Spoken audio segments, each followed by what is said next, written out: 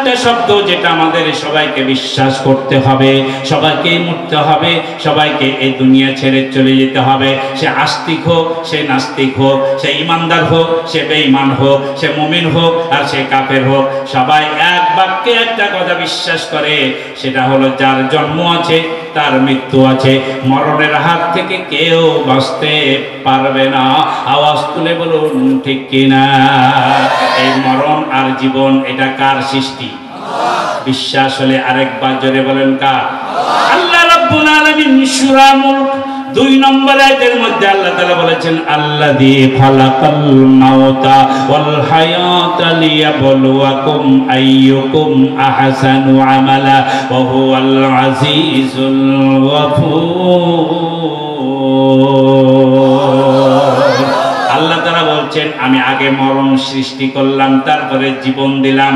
আগে মরণ তারপরে জীবন। এই আয়াতের ব্যাখ্যা যদি আমাকে করতে হয় তাহলে সূরা বাকারার 30 নম্বর আয়াত আমাদেরকে চলে যেতে হয়। আল্লাহ তাআলা বলেন, কাইফা তাকফুরুনা বিল্লাহি ওয়া কুনতুম আমওয়াতান ফাআহইয়াকুম সুম্মা ইউমীতুকুম সুম্মা ইউহয়ীকুম সুম্মা ইলাইহি তুরজাউন। মুসলমান হাতখানা তুলে বলেন আল্লাহু আকবার। আচ্ছা, আপনারা একটা বলেন তো, কোরআন শুনতে ভালো লাগে না খারাপ?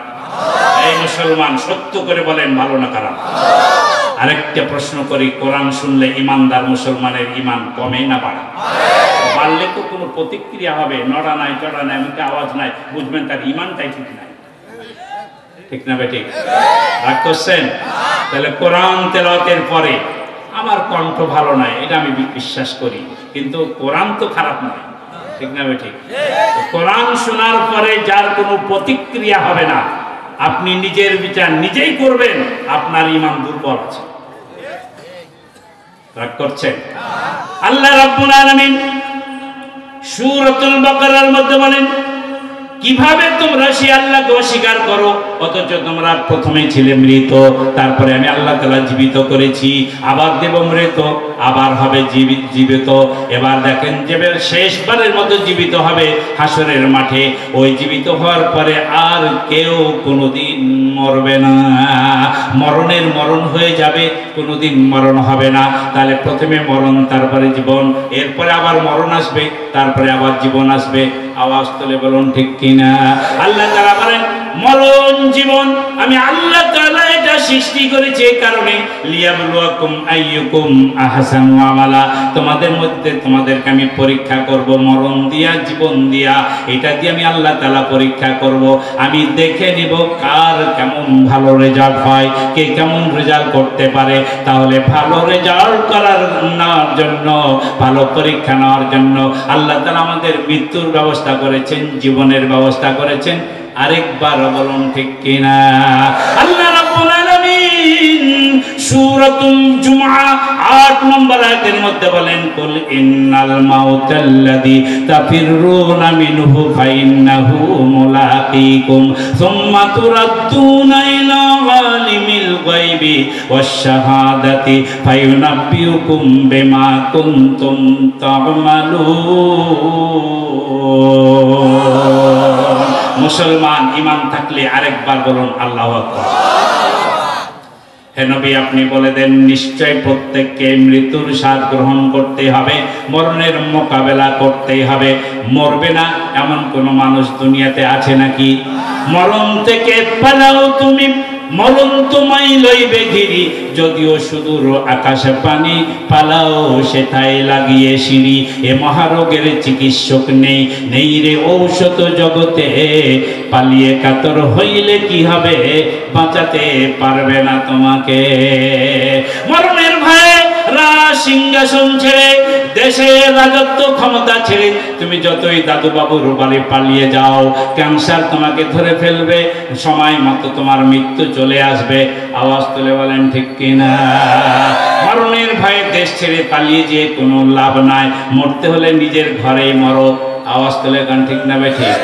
তুমি তো গেছো দাদু বাবুর বাড়ি, আকাশ পেড়ে যদি 7 আসমান পেরিয়েও চলে যেতে পারো, তারপরেও মরণের হাত থেকে বাঁচতে পারবে না।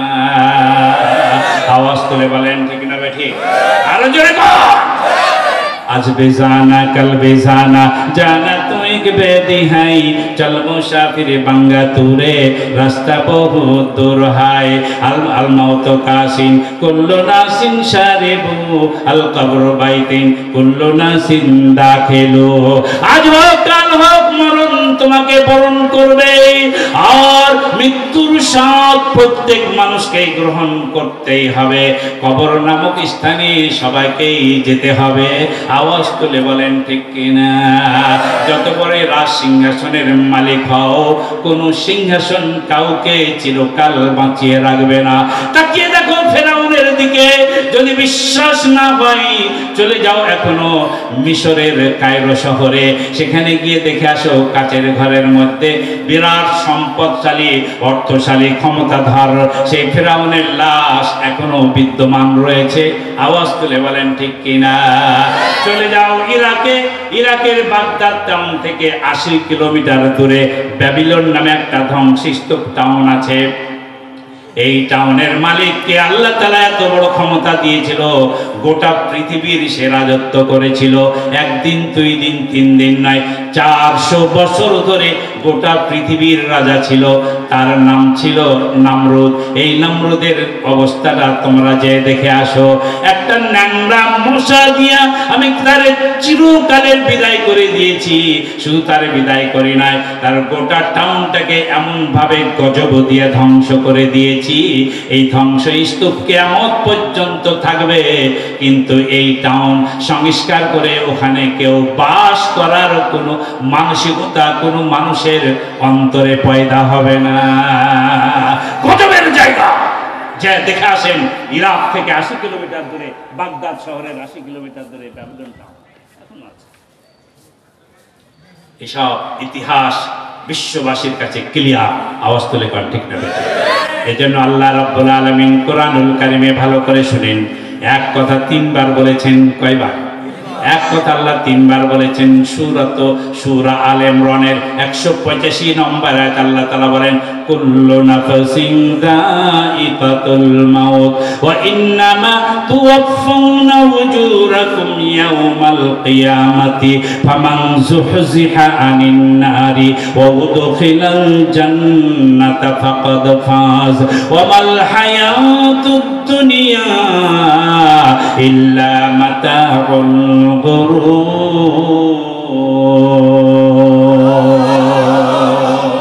আপনারা কি ক্লান্ত ছেড়ে দিব চলবে কতক্ষণ বাপরে বাপ সারা রাত হুজুরকে করবে কাজ আল্লাহ আমাদের সবাইকে তৌফিক দিন জোরে কান আমিন দুই কান হাত তুলে চিৎকার মেরে কান আল্লাহ হচ্ছে না এই আওয়াজ এই ডোমার থানাতেই যায় না এই আওয়াজ থানার পুলিশের কানেই যাচ্ছে না হ্যাঁ আরে না ঠিক আছে এমন একটা আওয়াজ তুলবেন বর্ডার পেরিয়ে দিল্লির ওই কি বলে নরেন্দ্র মোদীকে কাঁপাবে পারা যায় না জোরে কান যায় না ভয় লাগে বাংলার মানুষ যে আর ভারতকে ভয় করে না তার 24 সালে 5 আগস্টের পর একবার না একাধিকবার প্রমাণ করেছে আমাদের রাজশাহীর চাঁপাইনবাবগঞ্জের বর্ডারে জনগণ বর্ডারে বিএসএফ এর সামনে বুক পাতিয়ে দাঁড়িয়ে গেছে আপনাদের আবু সাঈদের মতো রাজশাহী আপনার চাঁপাইনবাবগঞ্জের বর্ডারে গুলি করবা করো আমার 1 ইঞ্চি মাটি ভারতকে আমরা ছেড়ে দেব না এর নাম বাঙালি ঠিক না ঠিক আমরা ভারতকে ভয় করি না আমেরিকাকে ভয় করি না আমরা একমাত্র ভয় করি কাকে আওয়াজ তুলে বলুন কাকে মুসলিম আমি সংগ্রামী আমি চির নরবীর আল্লাহকে ছাড়া কাউকে মানি না নারায়ে তাকবীর লিল্লাহি তাকবীর বর্ডারই যাই দিল্লি তো কত দূরে দুইখানা হাত চাড়বে আওয়াজ বড় হবে রাগ করছেন আল্লাহু আকবার বললে ঈমান কমে না বাড়ে তোমাদের মুসলমানের ঈমান এত দুর্বল কেন আরেকবার দুইখানা হাত তুলে আওয়াজ তুলুন লিল্লাহি তাকবীর নারায়ে তাকবীর ভাইরা আমার বাবাজিরা আমার সূরা আল ইমরানের 185 নম্বর আয়াতে আল্লাহ তাআলা বলেন প্রত্যেক মানুষকে মৃত্যুর স্বাদ গ্রহণ করতে হবে, কিয়ামতের মাঠে হাজির হতে হবে।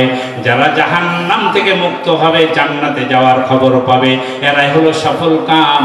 ওরে দুনিয়ার মানুষ জেনে রাখো, ওয়ামাল হায়াতুদ দুনিয়া ইল্লা মাতাউল গুরুর। এই দুনিয়ার জীবন ধোঁকাবাজি ছাড়া আর কিছুই না। বাপ বেটার সাথে ধোঁকাবাজি করে, স্বামী স্ত্রীর মধ্যে ধোঁকাবাজি চলে। চলবেন কোন জায়গাতে? প্রিন্সিপালকে সরানোর জন্য ভাইস প্রিন্সিপাল লড়াই করে, আর একজনকে আর একজনকে ঠগায়া নিজের কিভাবে উন্নয়ন করা যায় এ নিয়ে সারা রাত চিন্তা ভাবনা করে। এমন মানুষ এই ডোমার এলাকাতে আছে না? না, অন্যকে ধোঁকাবাজি দিয়া, অন্যকে ঠগায়া নিজের মান উন্নয়নের জন্য সারা দিন সারা রাত প্রচেষ্টা চালায়। এটা হলো দুনিয়ার জীবন। দুনিয়ার জীবনটা ধোঁকাবাজি, দুনিয়ার জীবনটা খেল তামাশা ছাড়া আর কিছুই নয়। তাহলে এখানে আল্লাহ তাআলা বললেন মরণ সবাইকে বরণ করতে হবে। সূরা আম্বিয়া 35 নম্বর আয়াত খুলে দেখেন, 17 নম্বর পারার মধ্যে আল্লাহ তাআলা বলছেন, কুল্লু নাফসিন যায়িকাতুল মাউত ওয়া নাবলুকুম বিশ-শাররি ওয়াল খাইরি ফিতনা ওয়া ইলাইনা তুরজাউন। মুসলমানের ঘরে সন্তান হাত তুলে বলেন আল্লাহু আকবার। ভাইরা আমার, বাবাজিরা আমার, ভালো মন্দ আপনারা বলেন তো কার পক্ষ থেকে? আরেকবার জোরে বলেন, কার পক্ষ থেকে? ভালোটাও আল্লাহ দিয়ে থাকেন, মন্দটাও আল্লাহ দিয়ে থাকেন। আমরা যখন ঈমান এনেছি 7টা কথা বিশ্বাস করেছি। জোরে বলেন কয়টা? আমানতু বিল্লাহ, 1 নম্বরে আল্লাহ, ওয়া মালাইকাতিহি ওয়া কুতুবিহি ওয়া রুসুলিহি ওয়াল ইয়াউমিল আখির ওয়াল কদরি খাইরিহি ওয়া শাররিহি মিনাল্লাহি তাআলা ওয়াল বা'থি বা'দাল মাউত। তাহলে এখানে 6 নম্বরে আমরা যেটা বলেছি, ওয়াল কদরি খাইরিহি ওয়া শাররিহি মিনাল্লাহি তাআলা, আমার ভাগ্যের ভালো মন্দ এটা একমাত্র আল্লাহর পক্ষ থেকেই বরাদ্দ হয়। যা কিছু হবে আল্লাহর পক্ষ থেকে হবে। এই ঈমানের যারা বলিয়ান থাকবে, আমি আল্লাহ তাআলা বলছেন এটা আমি জীবন দিয়া মরণ দিয়া আমি তোমাদেরকে পরীক্ষা করব, কিন্তু প্রত্যেককেই মৃত্যুবরণ করতেই হবে। আওয়াজ তুলে বলুন ঠিক কিনা? 21 নম্বর পারা 3 নম্বর পৃষ্ঠা সূরা আনকাবুতের 58 নম্বর আয়াতের মধ্যে একই কথা আল্লাহ বলেন, কুল্লু নাফসিন যায়িকাতুল মাউত সুম্মা ইলাইনা